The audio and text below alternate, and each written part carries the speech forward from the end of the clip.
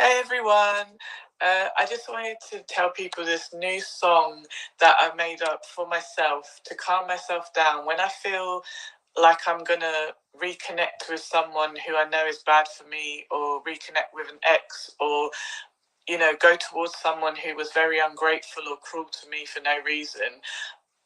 I, to counter the guilt I feel, because I'm a very kind person and I sometimes feel guilty even leaving behind people who are mean to me. Like if I really loved and cared about you as a friend, as a, just caring about another human being. I'm not even talking about romantically. Obviously, if someone was your boyfriend or your husband, it would be hard to leave them. But I'm not even talking about that. I'm talking about if we were just trying to build a friendship, even, or just even being two supportive human beings to each other. I'm not even trying to label it. I just wanted to be a good human being to other human beings.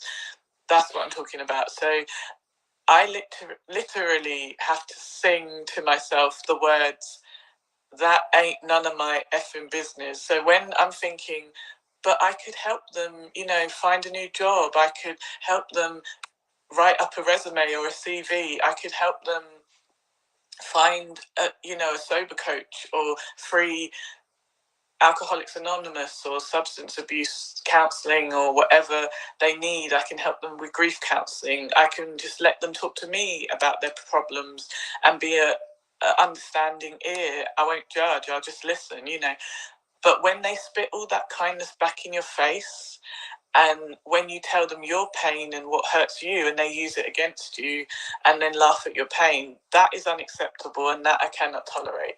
So in order to dissolve all the guilt that you feel, that you shouldn't even feel guilty for walking away from people who enjoy hurting you, because there's something wrong with them. If they've got a personality disorder that compels them to hurt you, they're never going to be able to change. Even if they wanted to, they're always going to be compelled to hurt you. And they need to get counselling, and they need to get it quick. And if they're not even willing to get counselling, then they're going to keep repeating the same cycle. They're going to go towards the bad people who will use them and abuse them, and then they will push away the good people who would have helped them, who would have always been loyal to them. That's just going to be the pattern they will repeat.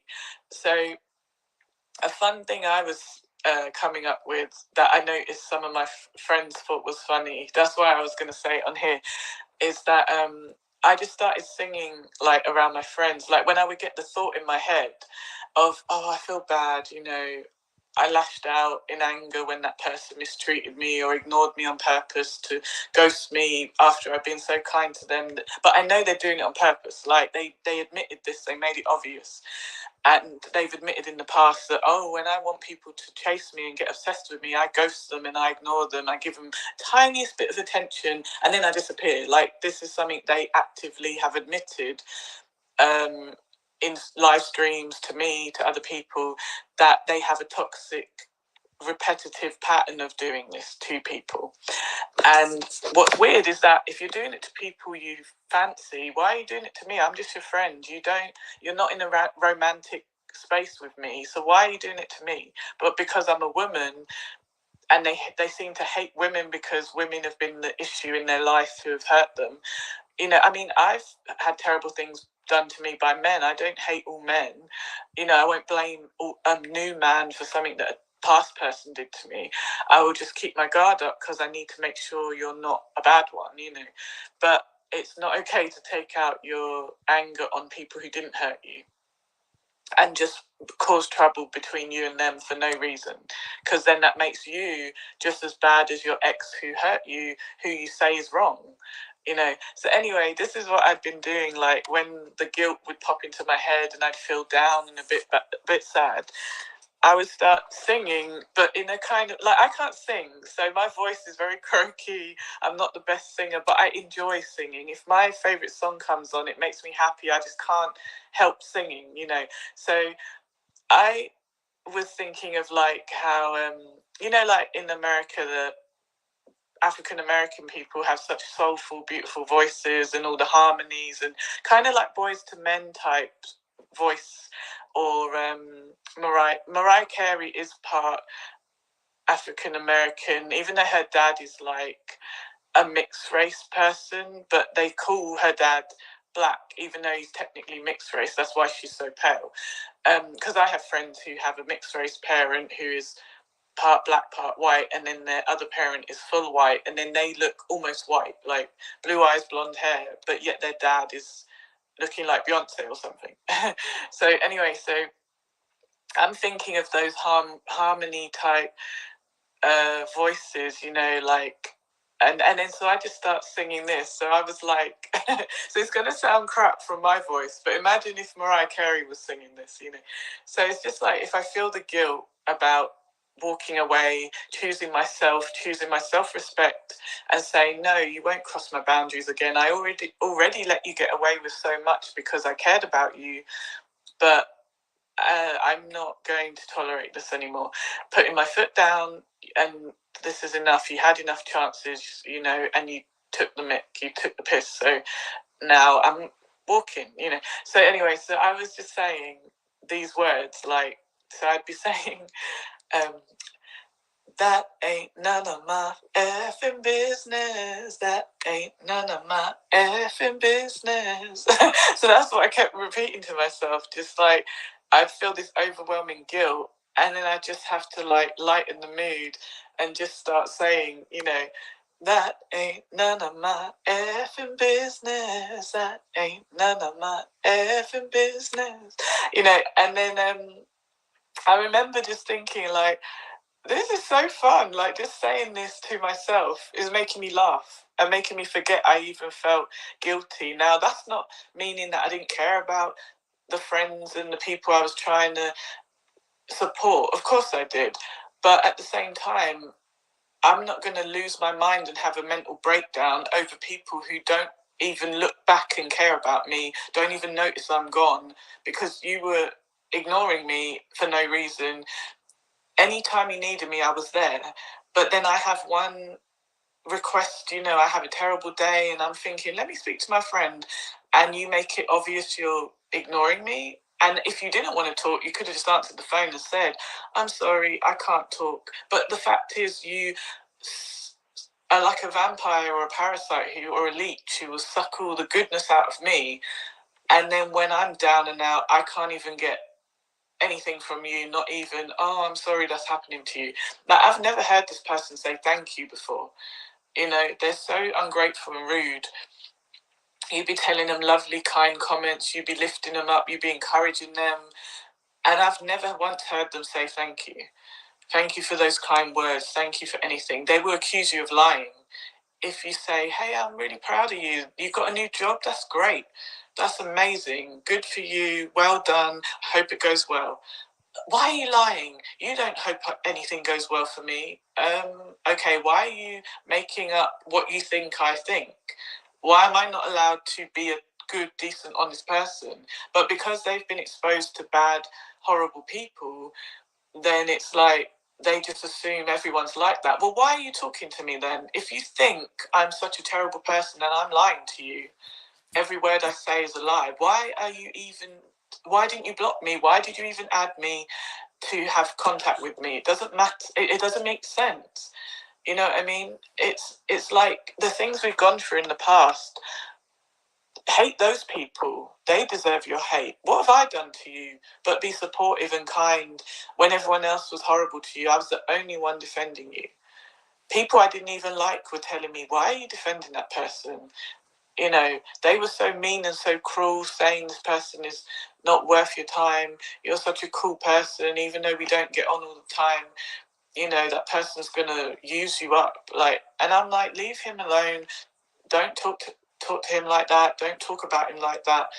But you know, I'm sad to say that this is exactly what happened. The person did use up my kindness. You know, leech off my kindness.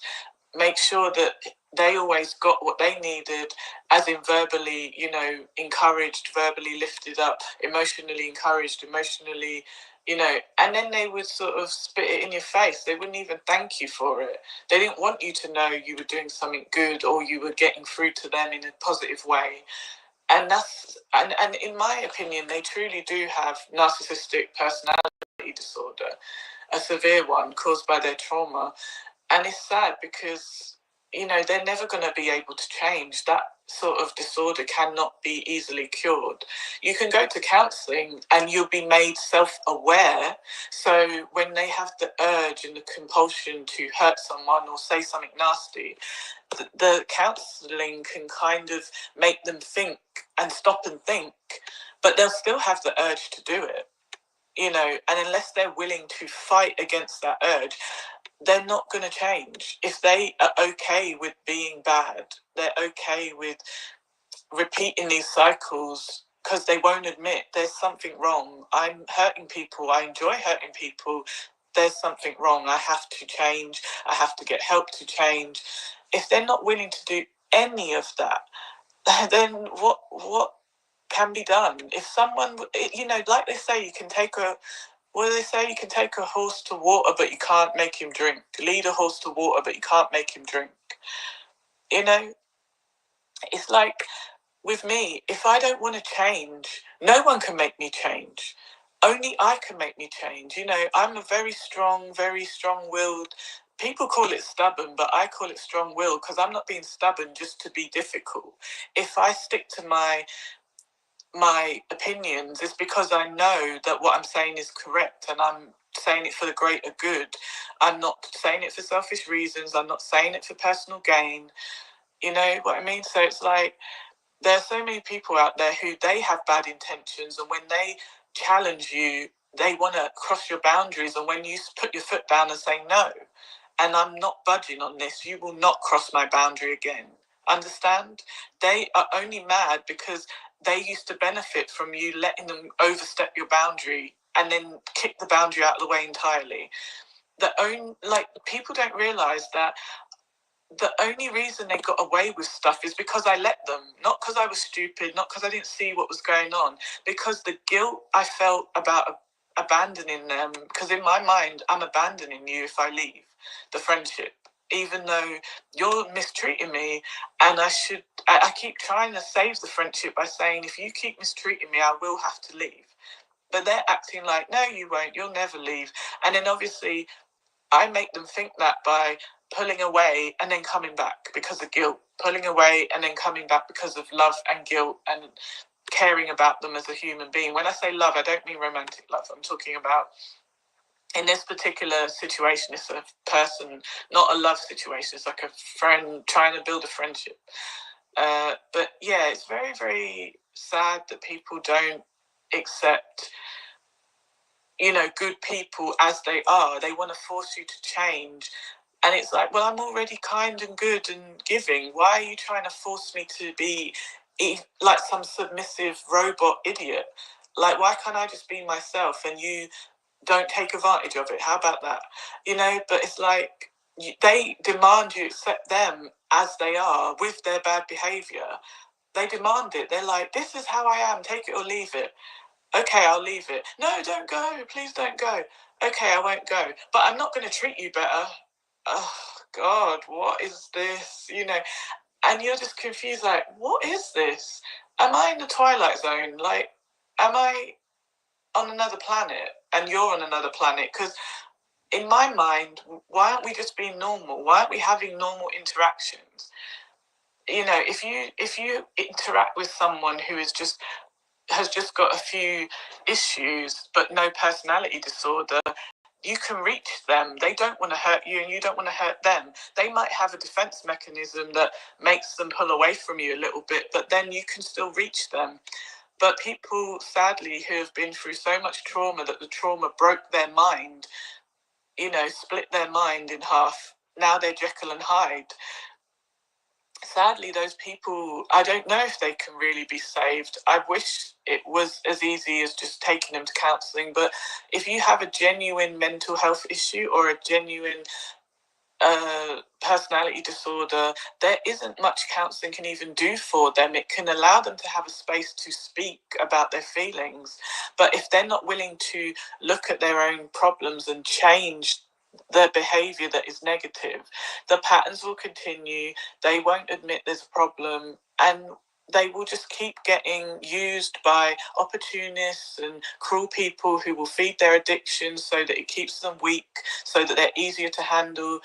I mean, I remember there was a man I met when I went up to Scotland. So I live in London, and years ago, I went up to Scotland to do some job training for something specific. And so I went up there, and then I was bored in my hotel. I didn't know anyone, and I was bored just sitting in the hotel after the training, watching TV in the evening. And I was like, oh, maybe I'll go to the cinema. But the cinema was really expensive, like way more than London, because Edinburgh's kind of a really touristy town. It's very small, but it has large history, like way back, just like London and England has history, thousands of years of history, and documented history. And when I was like wandering around, like, oh, the cinema's too expensive, I had something to eat, but I was by myself, so it was a bit boring. I was like, oh, so bored, I wish I could just meet someone to chat to. Just anyone. Like, so I'm thinking, is there any touristy bars where I can go? So I accidentally walk into what I thought was a tourist pub, but it wasn't. It was opposite my hotel, but it was a local pub. So I walk in, and I'm multiracial. I'm pretty big and tall. I'm like nearly 6 foot tall. For a woman, that's pretty tall. But I'm slim and feminine looking, but I'm very tall. So people always look down at my feet to see if I'm wearing high heels. And then they're like, whoa, you're not even wearing high heels. So I walk into this pub, and it's on the main road. So I'm thinking, well, it's not around some back alley on some scruffy, in some scruffy neighborhood. It's in the main bit, but it's like the touristy bit is the residential bit, if you know what I mean. Like, the locals live in that bit where all the tourists go. So you can't really separate the tourists from the local Scottish people who are born there and live there and work there in Edinburgh. So I walk in, I got like knee-high Doc Marten boots that I used to love to wear back then, kind of shiny, black, kind of like a dominatrix, but I wasn't a dominatrix. But I think I'd be really good at that. I got a good right hook. If you want me to punch you, give me some money, yeah, that sounds good. You're not going to fight me back. Like, it's not like a boxing match or MMA fighting or whatever they call it. UFC, what is it, when the men are kickboxing or whatever. But yes, I think I won't bother with the dominatrix thing, because these people, are they turned on by getting punched in the face, which that seems creepy to me. But yeah, so then I went in the pub, and I opened the door, and it was like a scene from a Wild West film where the whole pub turned and looked at me, and it was like, oh my God, what is this? Like, and so I just pretended like I didn't notice that the whole pub stopped and looked at me, because I'm obviously a stranger. I'm not looking like them.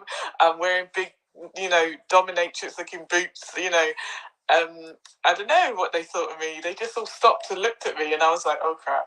And then I thought, well, I'm bored as anything. I need a little whiskey. Everyone has to have a nip of whiskey when they go to Scotland, apparently.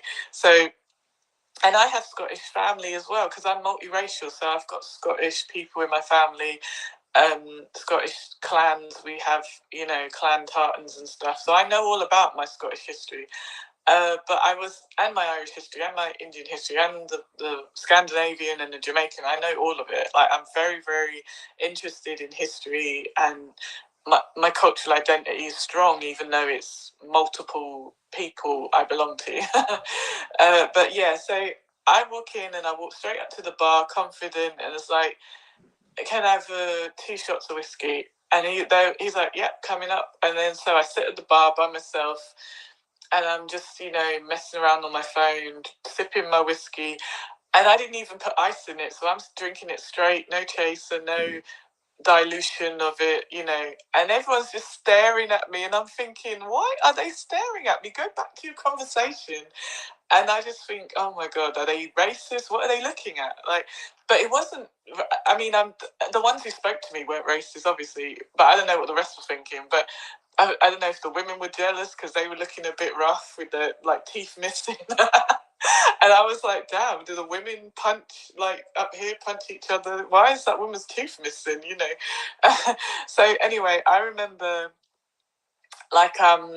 you know, noticing men getting closer, inching closer, closer, and I'm thinking, I think these people want to talk to me. They got that energy, like looking you up and down, like, you look good, like, can I talk to you? But they're not saying anything, but they're looking, you know, they got that look in their eye, multiple people. And I'm like, what is going on? Like, I didn't think I was dressed that amazing, but I don't know, maybe they were bored. I was bored. They want to talk to someone different. So then so I look up and smile and just like, all right, you know, and then they're like, oh, you're not from here. And I'm like, no, I'm from London. And then they're like, what are you doing up here? And I was like, oh, I had to come up for some job training because the company, they have, you know, stuff up here, and the training I needed was up here, and you know, and they were like, oh, okay, when are you going back? And I was like, I'm here for like one more night, and then I'll go the next night. And they were like, oh, okay. And I said, oh, is this not a tourist pub? Because when I walked in, I thought, because it was across the road from my hotel, that every pub around here was kind of touristy. I didn't mean to, is this a local pub? You know, because I don't want to intrude because I'm not a local. And they were like, no, you're welcome, you're welcome. I was like, okay, good. And then so I decided, like, I'll stay, you know, till a couple hours because they seem nice now. I was a bit worried at first, but they seem okay. They're all right with me being there. You know, I've been respectful, like, is it okay? Can I stay? And they're like, yeah. And, you know, because in my mind, it's like, if this is a local pub, I don't want anyone to, like, who's racist or anything to want to hurt me or anything. Like, they might get drunk and attack you, like, so that can happen. Like, I'm really always nervous to go into certain areas because if I don't know this area and it's a racist area and it's a racist pub, there is no telling what some sicko could do to you, woman or man, you know, or say to you. And I'm a fighter. If you say anything racist to me, if you touch me, I'm going to knock you out.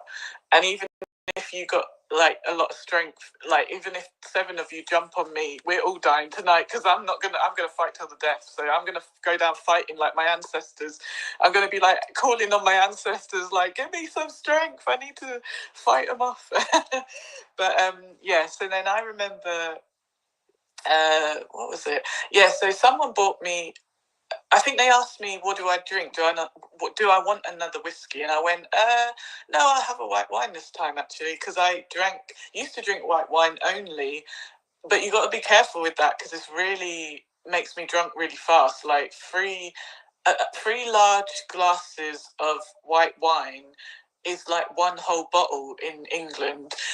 The bottle sizes, the glass, big, tall bottles, and that will make me feel like I'm falling down a little bit for some reason, like a whole bottle of wine. So I used to not realise that three large glasses of white wine was like a whole bottle. So if I had 6, that was like 2 bottles. So I'm not thinking at the time when I used to drink, and it took me a while to get used to how much I can drink and still have my wits about me, still be not drunk. So I just said, no, I'll have a white wine if you don't mind. It's the same price. And they were like, yeah, that's fine. So then because one person bought me a white wine, then another one, like the second I finish it, another person was like, here, have this. So it's like they're in a group kind of just interviewing me and then giving me drinks. And I'm like, oh no, like this is going to not end well because I'm getting too many drinks and I know that I'm going past my limit. But I felt obligated to drink the drink because in my mind, well, I'd feel offended if I bought you a drink and you didn't drink it. However, I would ask first. I wouldn't just buy you a drink. So the first person asked. The second, third, fourth, fifth person just bought the drink and brought it over like, oh, your glass is empty. Here's another and another. And I was like, wait a minute. Is someone trying to get me drunk here and carry me away? I was a bit nervous. But at the same time, I'm like, let me drink some water in between. Maybe I can handle it. But I was feeling really like woozy. But my hotel was right across the road. But that's not the point. I should have said, I'm really sorry. I can't drink that extra drink you gave me. I'm going to give you your money back because I didn't know you were going to. I should have been strong enough to say that. But this is when I was younger. They were older than me. I felt a little bit obligated. I'm in their pub. I felt like I'm on their turf. And I kind of could tell they were rough people. They were kind of like the type of people who would have been possibly in gangs, been in prison. You could just tell by the tattoos they had. I recognized prison tattoos, and I was just like, I don't want to offend these people, you know. So just for my own safety, in my mind, just to play it safe, I'll drink it and I'll just stumble back across the road to my hotel after. So, and then I'll drink water and use the toilet a lot and whatever. So try and keep myself from, clear some of the alcohol from my body. So anyway, so they're just asking me questions and I'm saying, oh, I do have some Scottish, and I'm telling them the clans, and they're like, oh, wow, okay. And then one person said, my name is Ronald MacDonald, and they all burst out laughing, and I went, no, it's not. And I said, where's your red hair and your yellow outfit, Ronald? And he was like, that's what they all say, but I don't own the McDonald's, I'm the original, and he's talking in this heavy Scottish accent, and I was laughing my head off, and everyone was like, yeah, he is, he's Ronald MacDonald. And I went, show me your driver's license, show me your ID. So he showed me, and I went, oh my God, you are Ronald MacDonald. And I said, that is so funny to me. I didn't know why, but it was. And so me and Ronald MacDonald started talking and becoming drinking buddies, like over, like I had to go back to London, but then he gave me his details and said, oh, next time you're in Edinburgh, you must stay with me. You must stay with me and my family and my kids. And I was like, yeah, that's cool. That would be great. I'll pay you guys. And he was like, nope, you won't have to pay. And so I'm like, oh, okay, great. So then I waited a month or two, and then when I had some time off, I went up there. I asked first and said, okay, what's the situation? Where will I be staying? Because if I can just stay on my own in my hotel, I don't need to stay with you. I've got enough money. But if you want me to hang out with you and your family, I will. And then he's like, no, I've got a spare room. It's my only used on weekends when my little boy comes to visit. He doesn't live with me, but his mum sends him to stay over like Saturdays. But like any other time, it's free. And then on the Saturday, you can sleep on the sofa if you're here. But like, it won't be a problem. And I was like, oh, that's good. You don't mind me being around your child? And he was like, no, I think you're a good person. I was like, well, I am, but if you don't want me around your child, I'll just get my own hotel. And he was like, no, it's fine. I was like, well, what about his mum? Does his mum mind a stranger being around her kid? And he was like, don't worry about it. And I was like, all right. So then funnily enough, he was a Sagittarius. And I've only met 3 Sagittariuses in my life. One from Tennessee recently, this one from Scotland, and another one in New Zealand. I don't know why. I haven't met a load of Sagittarius. I've met tons of Scorpios who is really difficult relationship. It's either love or hate, like my ex-husband. It's either heaven or hell. It's no in between. And then I've met loads of my star sign and tons of Geminis. Geminis are always wanting to be my best friend for some reason. What's the other one? Pisces. Like, it's weird that certain star signs are drawn to me. Aries. Let me think. Where is it? There's the whole list of 12 star signs, because I'm really into star signs because they do predict how someone can act.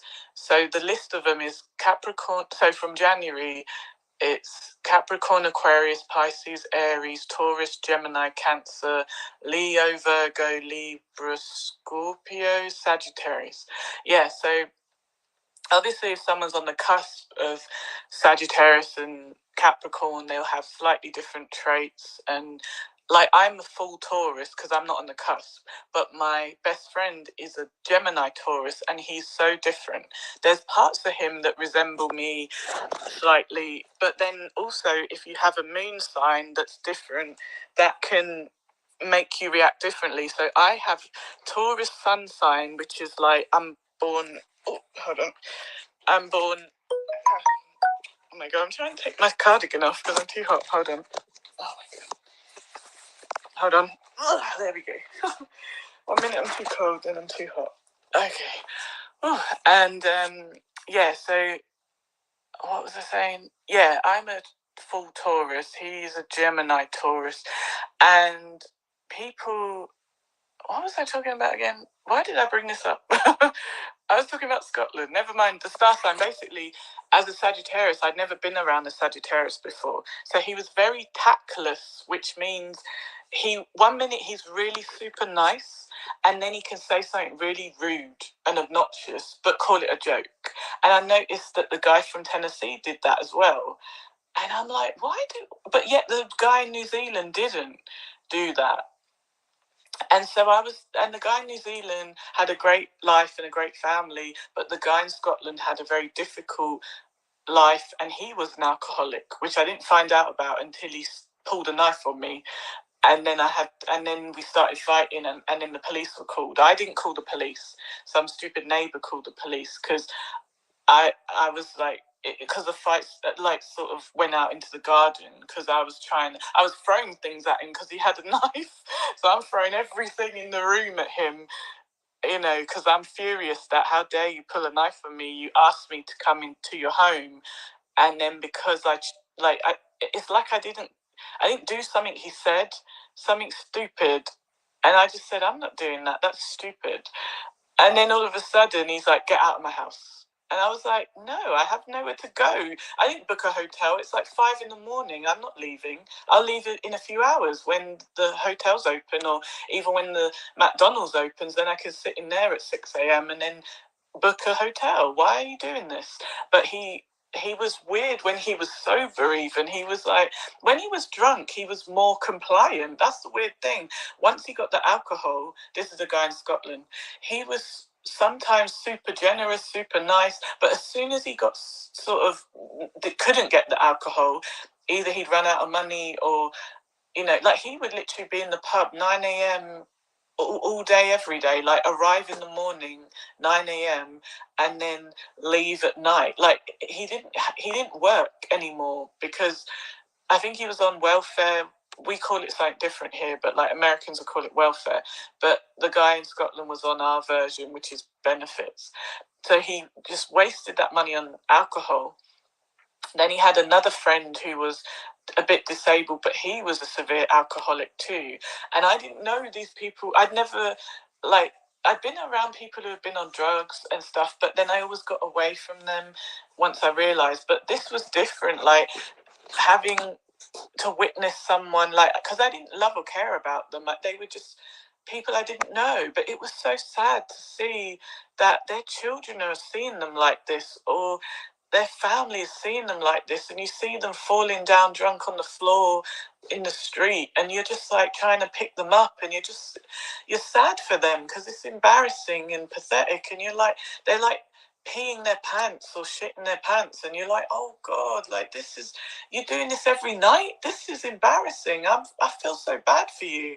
Why wouldn't you change your life? Like, and and then when you try and talk to them about it and say, is there any help I can find for you? Like, maybe I can look online and help you. And they get angry at you. And I'm like, well, what are you going to do? Mess your underpants every day, all day?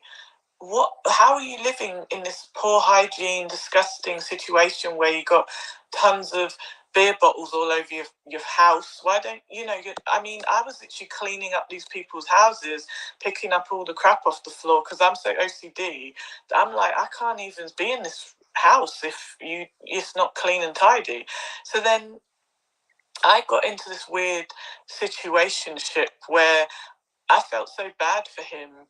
And then I actually took a job up in Scotland for a while, just a temporary job, a couple months, so that I could be closer to him to help him not be on the alcohol. But he'd been drinking it for so long, and he was older than me, but he'd been on it so long, there was no getting him off it. So I was really naive to think that my love and kindness for you as a human being, like not love as in romantic love, but just my kindness towards you will help you, love from one human being to another, caring about someone suffering.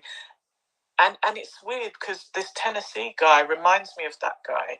Just the fact that they're both Sagittariuses, the fact that they both have gone through bad trauma. But the guy in Scotland didn't have as much trauma as the one in Tennessee. But it's weird. It's like they remind me of each other. They're like twins their behavior. It's really weird. And so it's so strange. Like, it was like, I couldn't understand how two people who are in a different country, different ages, were so alike, and that's how you know the star sign thing is true, that there is a weird similarity in certain star signs. There is a certain reaction that you can expect from certain star signs. I've seen it, and people will stick up for certain star signs. Like, if two star signs are like drawn to each other, it won't matter how badly they behave. People will always defend them because their star signs match. It's weird. I understand it, but other people don't always understand it. But yeah, it was weird for me. Like I said, when I was up there in Scotland, and after being in that pub, the local pub. So this man, the Sagittarius in Scotland, he introduced me to his little boy, and I was like, and he was adorable. He was like 5 years old, little Scottish white kid, just too cute, too adorable. And he loved me because I was so kind. And I was like, what football team do you support? And he was like, Hearts Midlothian. And I was like, really? Okay. Well, when I see anything with the Hearts logo, I'm going to bite for you. And he was like, really? I was like, yeah, anything you want. So we would go out shopping, and I saw these towels, and they were so cute. They were like, when you wrap the towel around your waist like a man would after you get out of the shower, it was like, had a kilt pattern on it. So it looked like you were wrapping a kilt around you. Around your legs. It was funny. And I got a kid's one and it had the logo of the football team. And I went out of my way to buy it for the little boy, and he loved it. And, because the little boy's mum was a rough alcoholic woman with no teeth because she's always fighting because she's a drunkard. And so the little boy enjoyed being around a normal, kind, loving female energy, And even though he loved the dad very much, and the dad appeared to be nice to the little boy, but he was so weird with women because the mum and the dad had fallen out, couldn't get on. He kind of hated women, and so does the guy from Tennessee. He hates women because women have done horrible things to him, and he takes it out on the new nice people and then pushes the good ones away. But then he'll go running into the arms of another abusive woman and then be upset that he's been abused again. But yet he will ignore the good, kind person and not appreciate them. And the same thing was happening with the Scottish guy. So he's trying to use me to make the ex jealous. I'm not with him romantically, but the little boy is obviously telling his mum, oh, there's a woman around dad, and she's so nice, and she's so this. And so she's getting upset. Like, who's this bitch? There's been no woman before. Like, he's been a lonely drunk for years. How is there a woman around? And so she started getting a bit weird with me. I never met her in person, but she started phoning, and he'd say, do you want to talk to her? And I'd be like, why would I want to talk to her? Not to be rude, just why would she want to talk to me? Who does she think I am? Like, okay, I'll talk to her. And I'd be like, hello, how are you? And she'd be like, oh, he's not a good boyfriend, or he's not a good husband. He's not the kind of person you want to spend your life with. And I'm confused, like, who's spending their life with anyone? I'm just a visitor from London. He said we're like drinking buddies, and he said I could stay here. I'm not trying to be in anyone's life like that. Is he telling you this? And she was like, oh, never mind. And I was like, no, seriously, if he's telling you that is a lie. When did he say I was here last? And she said some dates when I wasn't even in Scotland. And I went, you see, he's trying to make you jealous. I wasn't even in Scotland, and I can prove I was down in London and on those dates. I'm here now, and I'll meet you face to face if you want to chat. I don't mean you any harm. I hope you don't mean me any harm. But it was really weird. And so I remember people telling me, like, from the pub, like, oh God, oh, his ex-missus, she's crazy, she will knock out a man, she's got no teeth because she's always fighting. And I was like, they were like, don't fight her. And I went, listen, I will knock her out. And if she's strong and I'm strong, then we're dying tonight. I don't care. However, I do not want to fight over him. He's not worth fighting over.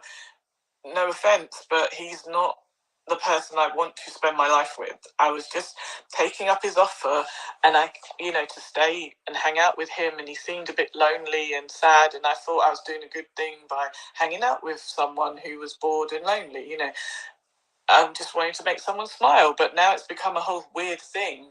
So now the whole pub thinks that there's something going on with me and this guy when it's not, because I'm staying with him, but I'm staying in the spare room. And then when his kid comes over, I sleep on the sofa. So I was working and giving money, towards bills or whatever. But then when we took the little boy to school, and the little boy asked to hold my hand, and that's what little kids do when they, we got to the edge of the road. He said, "Oh, I'm not allowed to cross the road without an adult holding my hand," because he's only 5, he's little. And I said, oh, okay. And I said, well, you're standing here with me, so when I tell you it's safe, we're going to cross together, okay? And he's like, no, I have to hold your hand. And I went, oh, okay, yeah, if you want. And then he held my hand. And then some woman who knew the mum, because we're near the school, I said I would drop him off at the school so the dad could sleep. And to me, it wasn't a big deal. I'm doing a favour. I'm, a kind person. I'll protect him, take him to the school. And then some other people, parents or, other women who knew his mum, the Sagittarius's ex, started telling her, oh my God, I saw this new woman's walking your kid to school. There must be something going on. Why would she walk your kid to school? Is she trying to replace you? How could I replace this woman? The little boy lives with her. He's only with the dad once a week. What are you talking about? So I had no idea this was going on until suddenly people are telling me, like, oh, she wants to fight you. Be careful. I said, I don't even know what the bitch looks like. Like, you better show me a picture of this. And they were like, well, she's big and fat and she's got no teeth. I was like, what is she, a troll from like Middle Earth? What is this? So I'm getting not nervous but annoyed now that what should be an enjoyable time in Scotland has now become so much drama. I'm potentially in danger, apparently. Like, what the hell? So I'm thinking, okay, why is anyone so bothered that I'm trying to be nice to this little boy? I'll just, mind my own business. And so I said to the dad, I don't want to kind of take him to school without you there. At least if you're there, we're walking together. But then they're getting upset because I'm walking with you, even though we're not holding hands, we're not a couple. We're just 2 human beings and we happen to be a man and a woman. It's very strange.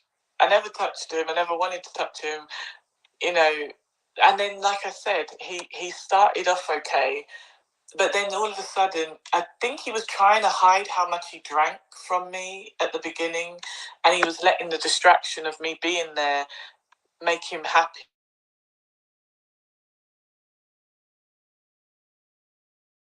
Doing stuff they wouldn't normally do, trying to do fun stuff. So I'm living like a tourist, and they live up there, but I'm like still in the tourist headspace. Like, let's go out to eat. Let's go to do something. Let's go to the beach. Let's go on the boat. And then so I'm trying to keep everything fun and happy. But then he couldn't keep the mask on anymore. And that's how I know he had a personality disorder as well as the alcohol. Same as the guy in Tennessee. It's not just his trauma that makes him act that way. It's not just the alcohol. It is a genuine personality disorder that was probably there before the alcohol. And they probably used the alcohol because the personality disorder made it hard for them to process their grief and trauma because of the way narcissistic personality disorder is. It forces them to feel ashamed all the time and unworthy, and they can't connect to positive emotions. And then obviously, even though grief is a negative emotion, it's an overwhelming one, it's a difficult one. So even if they connect to negative emotions, it's usually projected onto someone else, meaning they want to do negative things to others to feel better inside. It makes them feel better when you're in pain or you're upset with them. Like they want any reaction from you, even if it's a negative one, you know. So like I said, he pulled a knife on me for no reason because I said like that's stupid or something like that, even though he said much worse to me, you know, swearing all the time, calling people horrible names, and then when you get upset, he'll say, "I'm only joking," and then you're like, "Huh, really?" And then you try and overlook it. But then if you're a person like me who gets fed up of like letting someone overstep your boundaries, you know, even if you realize that, well, they've got issues, you know, try and relax, I don't suffer fools gladly, and I don't tolerate disrespect quickly, easily, or at all. And I have to really care about you or feel sorry for you to let you keep getting away with stuff. But it won't be long before I've come raging back, and all that resentment that was building up from way back, when I'm letting you get away with it, my brain is taking notes like, okay, they've done it again and again. That's the 10th time. This is it. I'm roaring back. I'm cussing you out. If you hit me, I'll hit you back. Like, no one could hit me. So he never hit me, but him drawing a knife on me was really freaky. Like, it didn't make sense. Oh, Scott, sorry. And because he told me, when I went into wash some clothes for him, I was doing a lot of favors, and I'm very clean, and I wanted to make sure the house stayed tidy while I was there. So I was cleaning up and making sure he didn't, you know, leave loads of empty alcohol containers everywhere, and I was making the house normal, trying to help him, you know. And then I went to take some pillowcases off the pillow. I lift up the pillow. There's a great big kitchen knife under the pillow, like a butcher's knife, a big long one. And I went, whoa, why is this under here? Is this an accident? What is this doing here?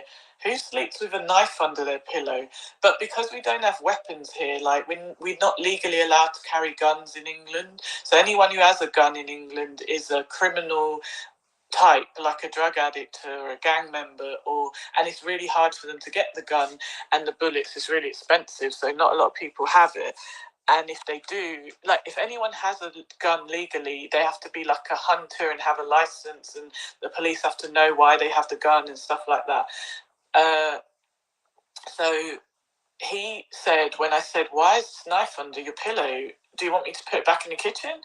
And he's like, no, that's my security. If someone breaks in and I'm in my bed, I need the knife to threaten them to get back out. And I went, oh, you know, I've never felt so threatened at the thought of a burglar that I had a knife anywhere other than the kitchen drawer. Because to me, I don't know why, I've never had a fear of death in regards to when I'm in my house. Once I lock all my doors, I felt safe. I mean, I don't know why I never had that fear that a burglar's going to come in and get me, because I never lived in an area where there were tons of burglaries.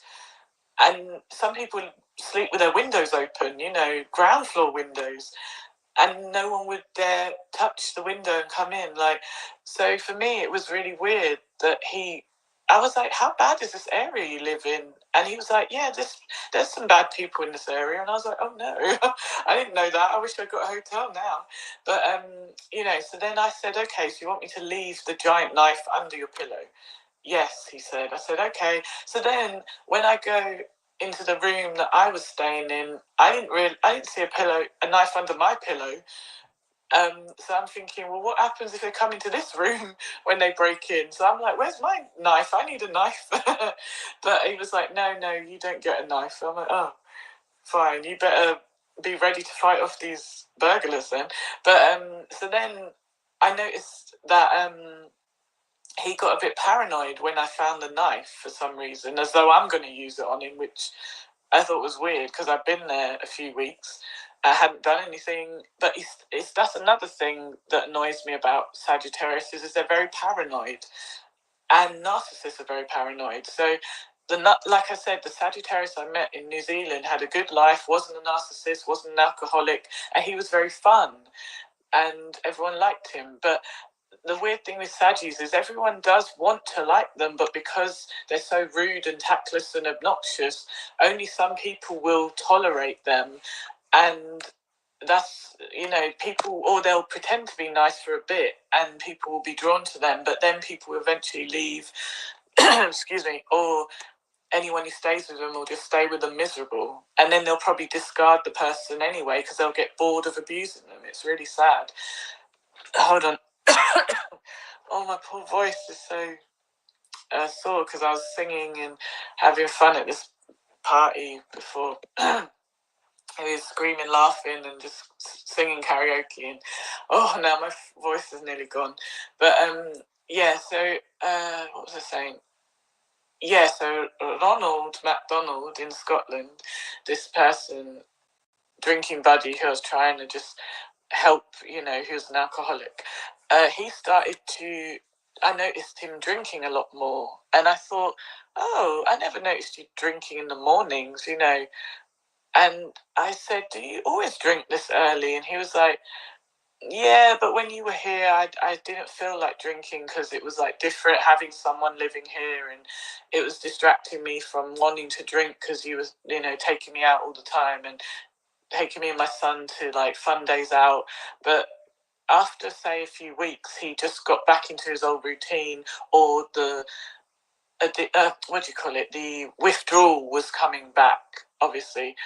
And he wanted to get rid of it, I guess, get rid of the shakes, get rid of the withdrawal, the pain, wherever he was feeling. So he started to drink a lot more. And at first I was like, okay, well, I didn't know how to react, to be honest, at first. I thought, well, it's not my business, but at the same time I feel bad, like, that this is the case, And I thought I didn't know it was something he'd been doing for years. I didn't want to ask too many questions at first. But then eventually, he would bring other friends over who were like, just got out of prison, and they seem like alcoholics too. And so I'm sitting in a room full of men who are all alcoholics. There's a knife under the cushion because I found another knife under the sofa cushion, not in a place that could stab you in the leg when you sit down, but it was flat and under a big cushion, the main cushion. And I was like, what on earth? Like, it was under the big part that made the sofa, not a little cushion, a detachable thing. So you didn't notice the knife was there unless you lifted the big, part that made the sofa. And I was like, oh no, like, why are there just knives hidden all over this place? So I was like, I don't want to be in this room full of drunks who, what if they attack me sexually? What if they find a knife and stab me? Like, so I was getting nervous. Like, I need to book a hotel, like, and just work from the hotel. And then, so when I was there, it did get a little weird where they were looking at me like they fancied me and stuff. And I was like, oh no, like, this is not good. And so I did kind of want to leave, and then one of the guys did chat me up and was like in private in the kitchen and was like, hey, I really like you and stuff. And he was a nice looking guy. He was a Leo, and I kind of was drawn to Leos. And if you're a Leo Virgo, oh well, gosh, I'll have a hard time getting away from you. But I'll still get away from you if you annoy me or abuse me. But it's like this, I'm always fall in love with them really quickly. But he was a Leo, so I was drawn to him. But then he tried to kiss me, and I pulled away, and he got angry. And then I was like, well, I heard you were married, so I didn't know what was going on. And he was like, oh, I'm engaged to be married. And I went, yeah, but the marriage is like next week. I mean, I don't want to interfere with that. And he's like, oh, you don't even know her, who cares? Like, aren't you going back to London soon? Like, it doesn't even matter, doesn't count. And I was like, oh my god. So I'm trying to say, okay, just go, calm down, don't worry about it. I wasn't rejecting you, I was just confused. Like, I didn't want to be disrespectful, and so then he got annoyed because I didn't want to do anything or kiss him or whatever. And then he told some lies to the other one, the one who lives there, and Ronnie. And then I was like, oh no, like, what's going to happen? Because I'm all alone, and he's acting weird. So he started acting weird, And I think he said something like, "You should kiss my friend. He asked for a kiss. What's the big deal?" And that's when I said, "That's stupid. You're stupid. What do you mean, what's the big deal? I don't have to kiss anyone if I don't want to. Why are you making this a big deal? He's getting married. Why don't you keep it in your pants? Keep your mouth to yourself and to your wife, your future wife. Like, show some respect to the woman, or leave her alone. Like, why would you marry someone and then you're cheating on them, But she can't cheat on you, I bet." And so we're arguing a little bit, and then he pulls out the sofa knife. And he's like, get out of my house." And I'm like, "Shut up, I'm not going anywhere." I said, "Put the knife down, as if you're going to do anything." And then he's like, "No, I mean it, get out. He called me stupid and he's drunk." And I'm like, so the other guys are like not even backing me up. And I'm annoyed now, so I'm like, "No, I'm not leaving. And I know you're not going to stab me, so put the knife down. You look dumb. You look stupid." And so I said stupid again.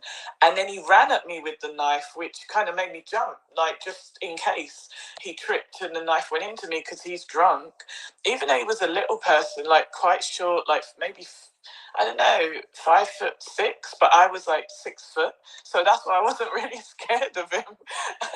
But then I was worried, because if a drunk person trips and stumbles, even if a sober person trips and stumbles or lunges at you with a knife, you have to be careful. So I kind of had quicker reactions, obviously, and I jumped out the way when he's running towards me, and I like slammed the door, shut, so he couldn't.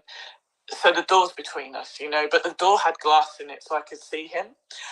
And he's trying to pull the door open. I'm trying to keep the door shut, and I'm wondering, what should I do? So I'm in the I'm in between the kitchen and the back door to the garden, and so I'm thinking, there's a frying pan on the stove. Shall I grab the frying pan and defend myself, or shall I just run outside?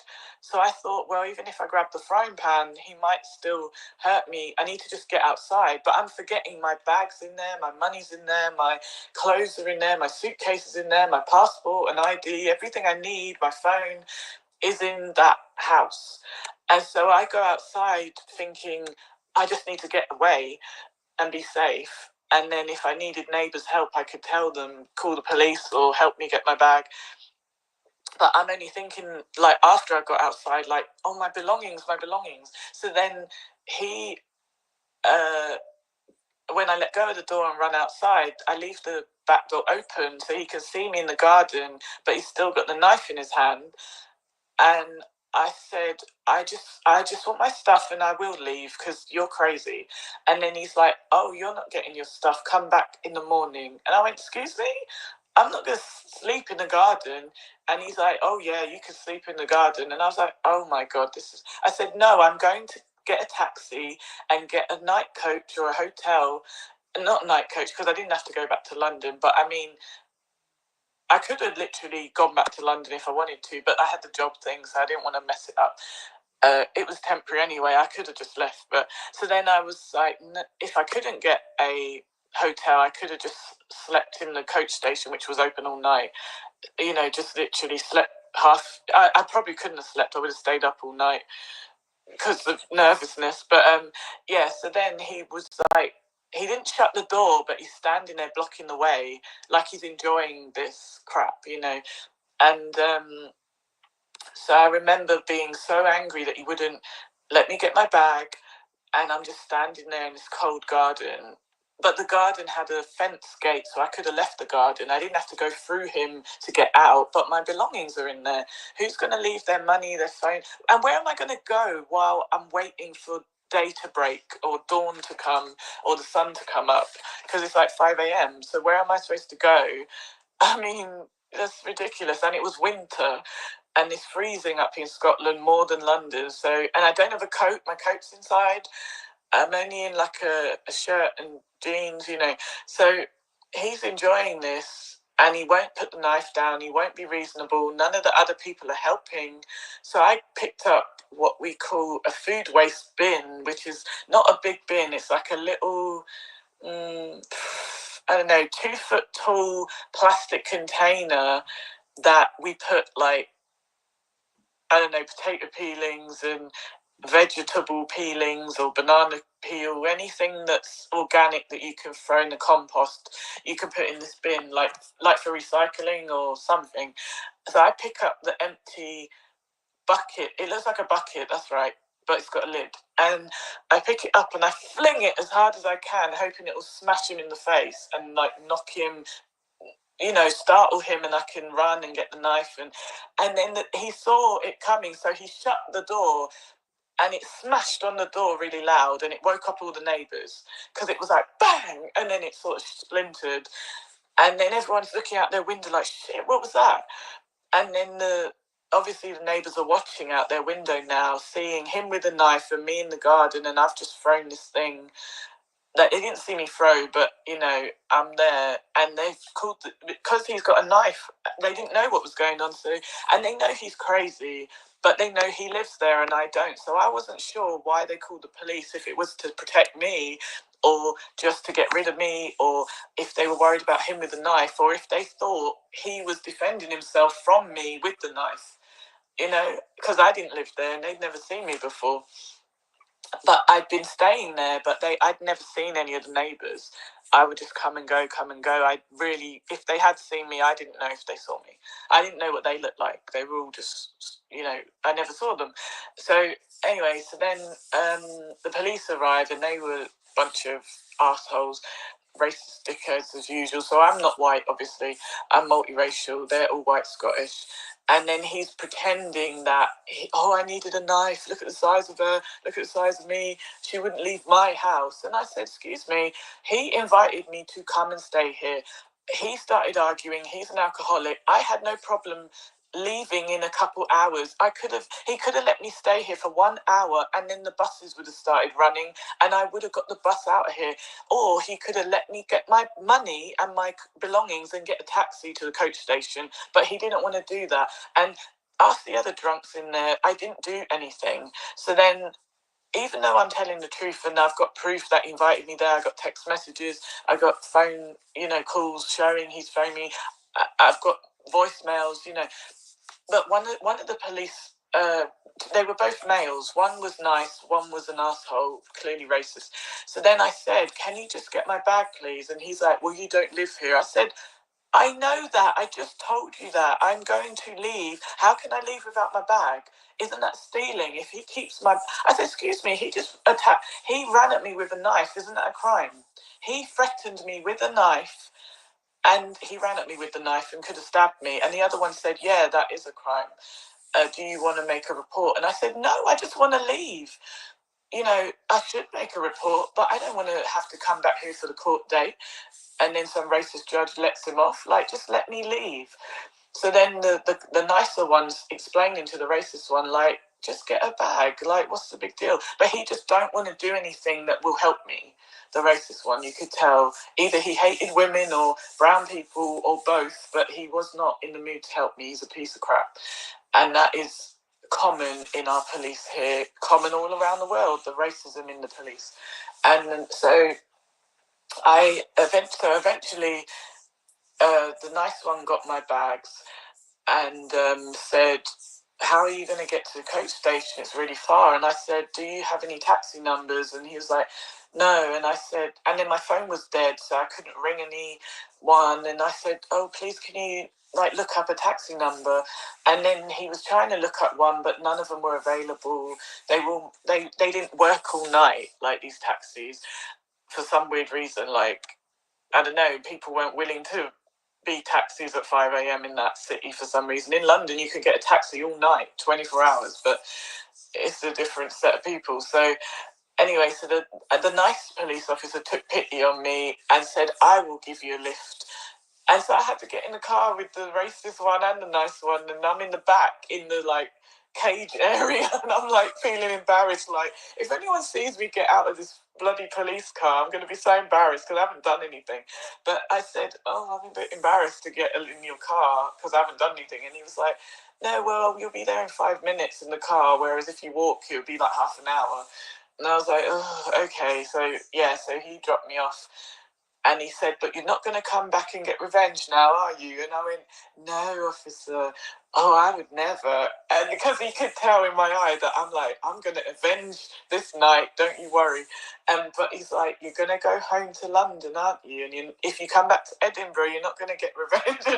And me and him are jokingly like, he knows I'm just like, I got this sarcastic Joker smile on my face, like, no, officer, of course not. And the other racist one is just so annoyed that his colleague is getting on with me. It's so pathetic.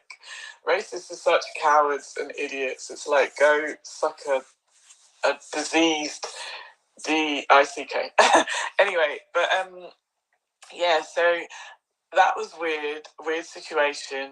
But guess what happened? I had to stay all night not all night, stay a couple hours in the coach station until hotels were taking bookings, and that was annoying. There was a toilet though, at least, thank God, but I couldn't fall asleep. I was exhausted, but I was scared to fall asleep in case someone robbed me or hurt me. So I'm like, on edge.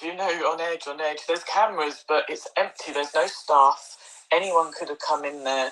And so I'm just sitting on like a regular seat, like in a sort of train station seat, but it's a coach station. But it was still very stressful. As a female, I didn't feel safe. And I didn't want to sleep in the toilet. So anyway, so finally I get a booking for a hotel, but it's only for 2 weeks. So every 2 weeks I had to rebook hotel. And eventually I thought, this isn't worth staying up here for this job, because I'm wasting money on hotels now. And the money I'm earning is not, I'm not making a profit, And then I wasn't having fun anymore because it was boring after a while, because it's not London. It's like, you can have fun there for 2 weeks, but the majority of the fun is drinking. And I didn't find that fun to drink every night. I didn't want to be drunk every night and hungover every morning. But that was the only way people had fun up there. A lot of them are functioning alcoholics up there, where they work and drink and work and drink. And that's really not my thing. I cannot do that. Like, I remember one of them said, oh, do you know how you avoid a hangover? You just keep drinking. When you wake up, you just keep drinking, and then you'll never be hungover. And I was like, that's really sad. Like, I do not envy your life. Like, I feel so sorry for you and your kids and your wife. And, oh dear, like, I feel sad for these people. Like, it was, really hard to see so many people under the influence of alcohol and they're at work. It was worrying. I'm like, so you're going to drive that Royal Mail, parcel van, and I know you've been drinking. Like, so there's loads of drink drivers up there. I was surprised people weren't getting run over left, right, and centre. And there was a lot of unprotected sex as well. People just constantly sleeping with tourists and strangers, and I was like, yuck, like, why are you not even protecting yourself? Like, because I'm no saint. I'm not saying that in the past when I was younger, when I, left my ex-husband and I was still very young, because I got married so young at like 18, 19. And then for me, like, I was still young and wanting to have fun and stuff. But then it really was the alcohol that made me take risks with my life, that luckily nothing bad happened or nothing bad was passed to me. But it's just weird how now I would never do that. But it's just sad how when people don't care about themselves, they'll self-trash and allow anything to happen to themselves. Or sometimes people are just too lazy to protect themselves, which is even worse.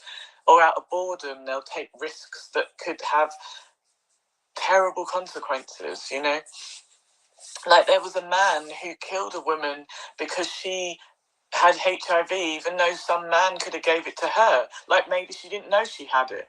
And then when he found out he had it, but how did he know he didn't give it to her? And this was in America, And so, yeah, it's really weird. Like, people say, like, oh, if someone gives me a disease, I'm going to beat them up. Well, why don't you protect yourself and stop being a lazy idiot? You're blaming other people for stuff you should be doing. Like, men will blame women for getting pregnant as if they didn't choose not to use protection. Oh, well, she said she was using protection. Well, maybe she was tricking you. Like, think for yourself, protect yourself. It's really sad. So anyway, the reason I was bringing up this man in Scotland, the story, is because I used to feel still guilty. I still felt guilty as if I was abandoning someone who needed my help. This is a man who pulled a knife on me. This is a man who mistreated me. And the same weird feeling I had with him, that I'm abandoning someone I should be saving, I had that same weird feeling with this guy from Tennessee who recently was mistreating me, and I've decided to walk away, not because I don't care to help him, but because he's, spitting my kindness back in my face. And it's like, well, it's your loss, At the end of the day, you can go and find someone in your local area to mistreat, because I'm not the one, the two, nor the three. You're not going to mistreat me. And because if I'm just a friend in another country and we just talk on the phone, how have you got so much energy to mistreat me and I'm not even in front of you? You know what I mean? It's not like I'm bugging you, knocking on your door, stalking you. I'm just trying to be there, and you go out of your way to say nasty things and be nasty, and it's just so frustrating. And the thing with narcs is that everything they want to do, you have to accept it. Any horrible thing they want to say to you, you can't get upset. You've got to be unbothered. You've got to allow it, even though they know they're saying the most horrible things to you. Because then they'll tell other people, oh my God, she let me say the most terrible things to her. And then I just threw her away at the end. And it's like, you can't throw me away. I'm not trash. I was never your girl in the first place. I was just trying to be a good Samaritan, a good human being to another lost soul in this world. I'm broken, you're broken.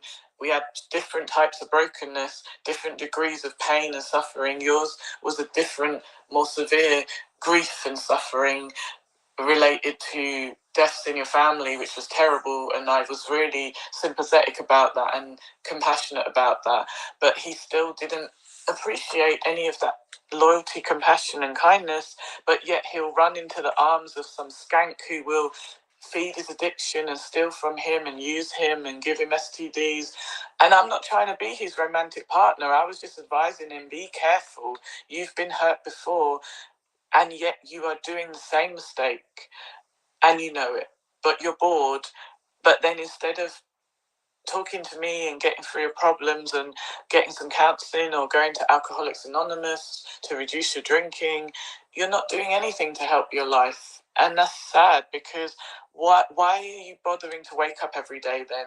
If I know that sounds horrible, right? But if I had an addiction like alcohol or drugs, and every day I just chose to ignore help that people trying to give me and just poison myself every day, I'd rather not live. Sorry, my voice is really going, like, because I was at the party screaming and laughing earlier. Sorry, I'm gonna have to stop soon because my voice is literally going. Yeah, so to me it's really weird how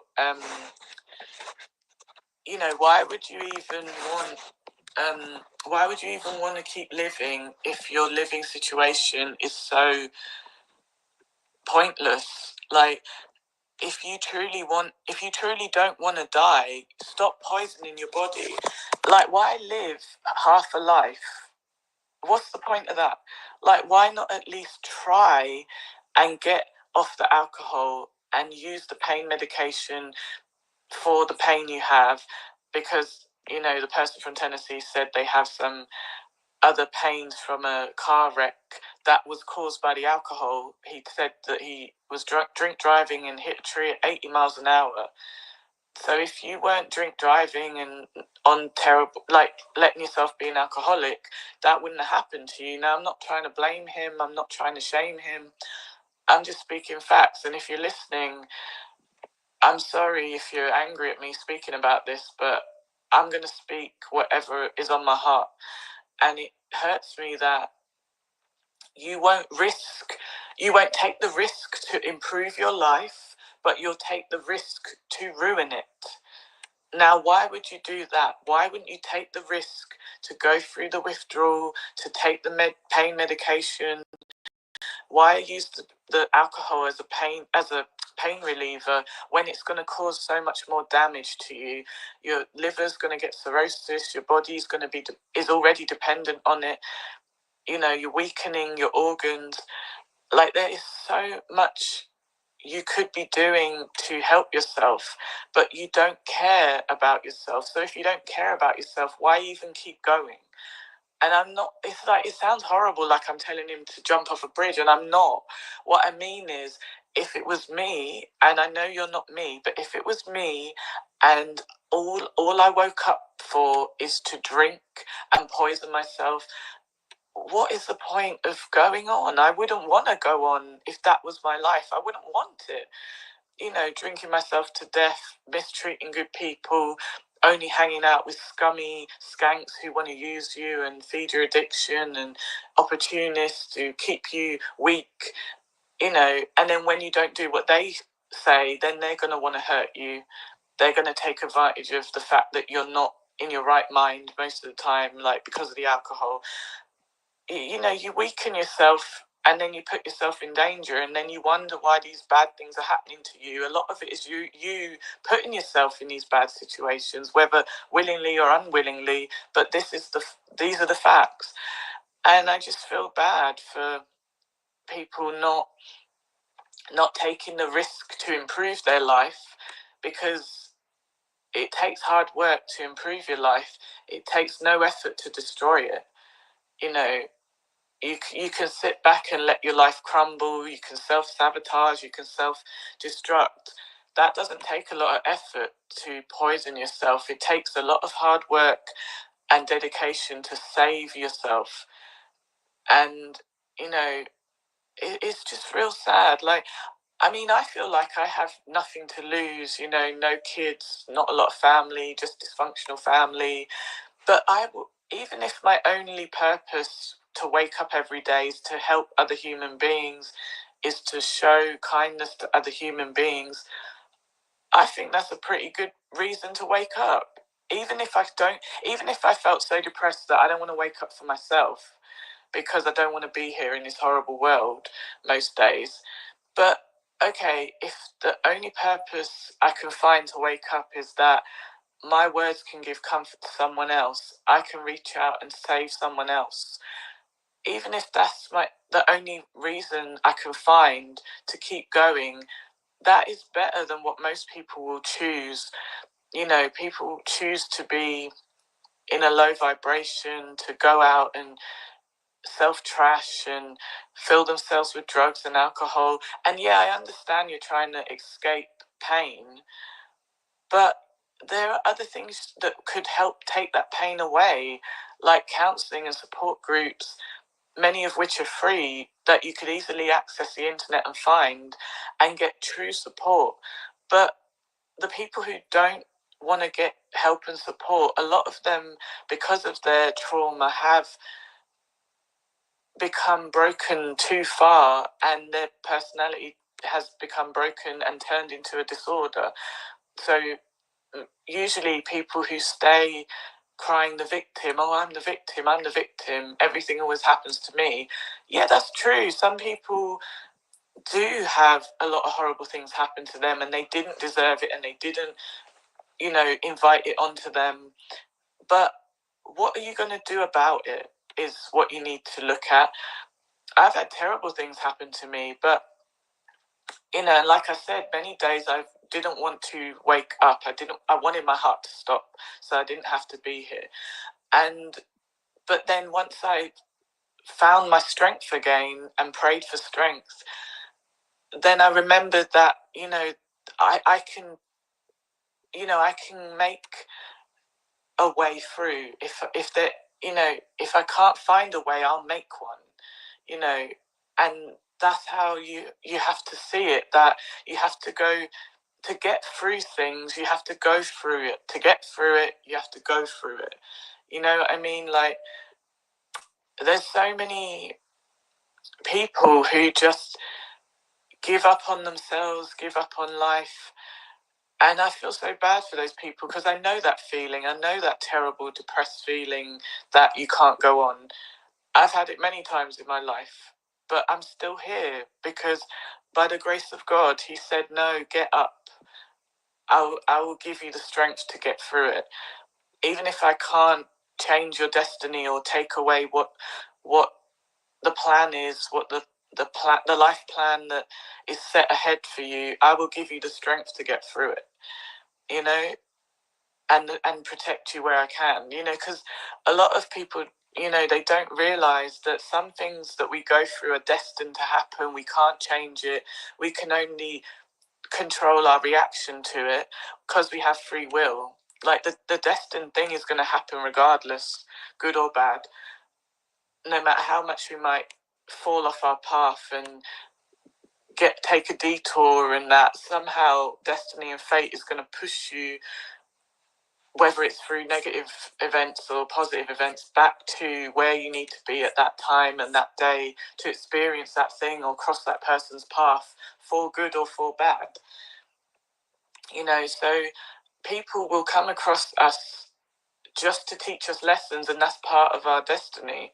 So even the skank that comes towards you, who seems nice in the beginning, who turns out to be a maniac at the end, if you don't react to that strongly and pull yourself out of it with self-respect, dignity, keep your integrity intact, you know, obviously, yes, if you've been knocked down, you know, emotionally, physically, it's going to take a while to get back on your feet. But once you do, it is your choice how you decide to go forward, how you decide to, you know, fight back, you know, because many times I've been knocked down by life, but I always got back up. And I'm so proud that I did. And I'm so grateful for the strength that God gave me when I prayed for that strength. He gave it to me.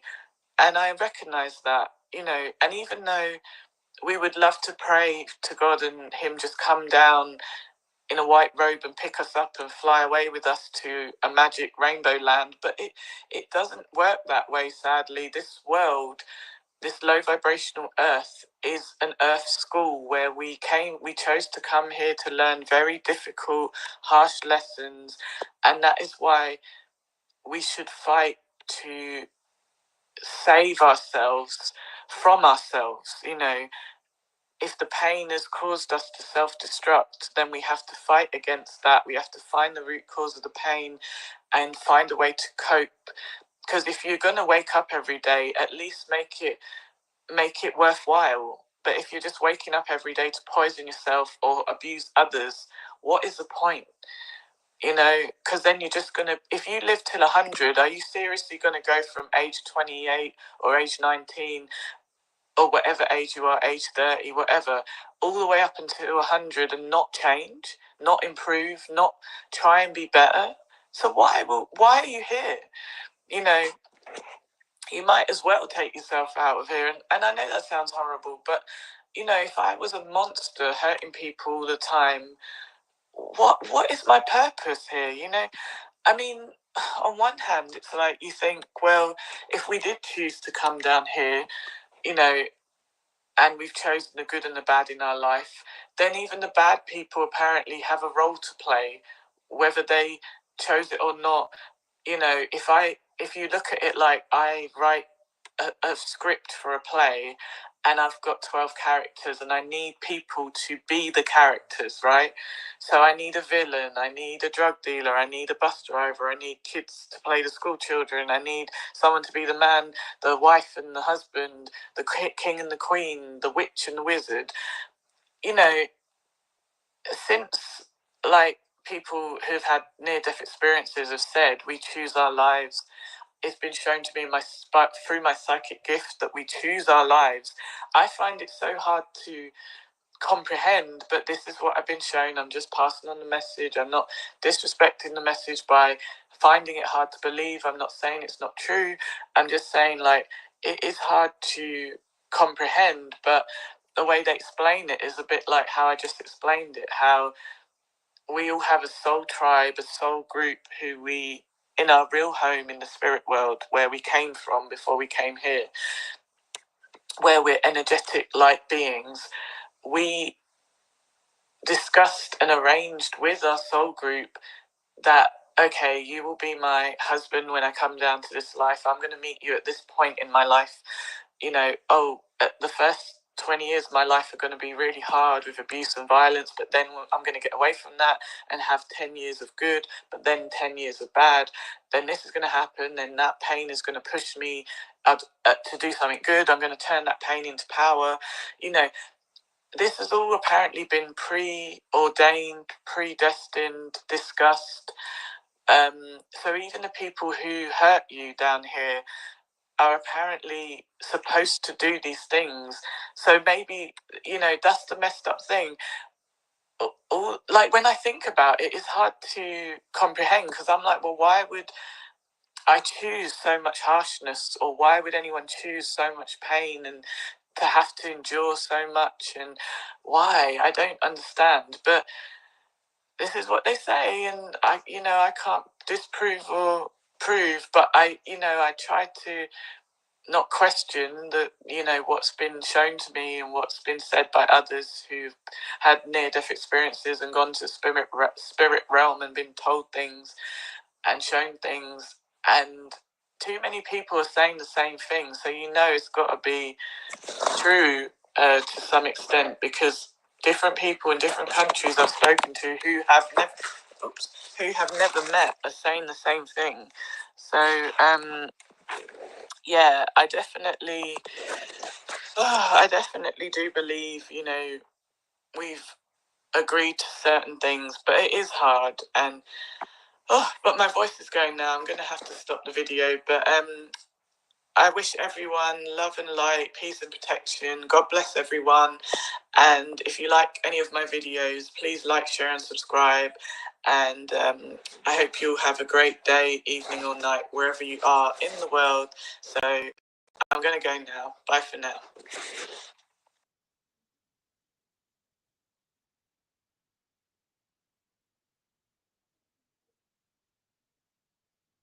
Summer in Paris. The games can't begin. Everyone's hopes were all on Kevin. What an eyeful! He flew through the air performing daredevil stunts. Would he save the day with a pair of white fronts? Oh, pants. Then our vegetable hero was lifted up higher. He saved the game. Alex, a fire!